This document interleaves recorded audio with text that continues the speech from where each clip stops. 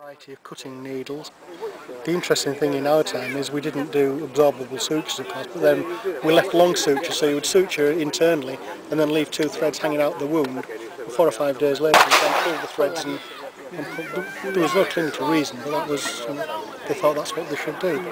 What's this? That's just notebook and pencil, nothing. Oh, I see. And you have a whistle here. Yes, yeah, that's just to amuse myself. Right. More suture material, horsehair for suturing.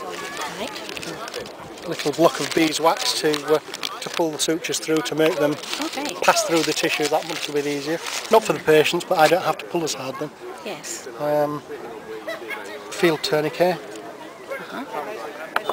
Again, you just put it over the pressure point and then tighten it up. The more wealthy surgeons had screw tourniquets that they would screw down that exerted more pressure. Mine got stolen at the last campaign. And that's pretty much it. I've got a trepan set in there for What have you got in here? In here I've got teeth.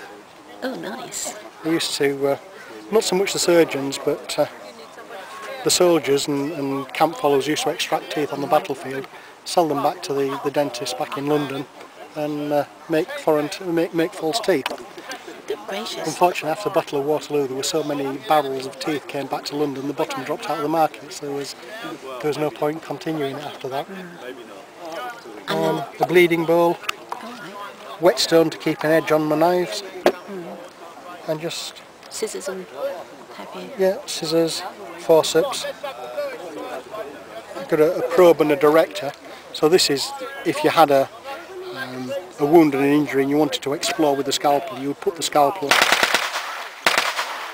actually inside as you went along, so that you could actually get deep without damaging the tissue on the way in. And it's just got a curette to scoop on the other end. Excellent. And in the little bottle there? Oil for the whetstone. Okay. And phlegm for bloodletting, along with the bleeding bowl. So depending on, select your blade, select your artery, or select your vein, not an artery.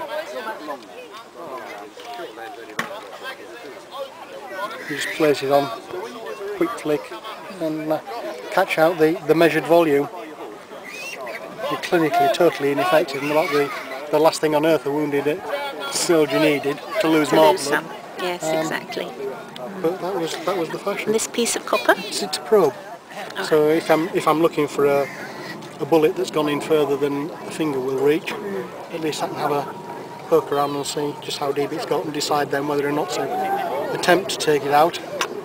And what sort of era would this be used for?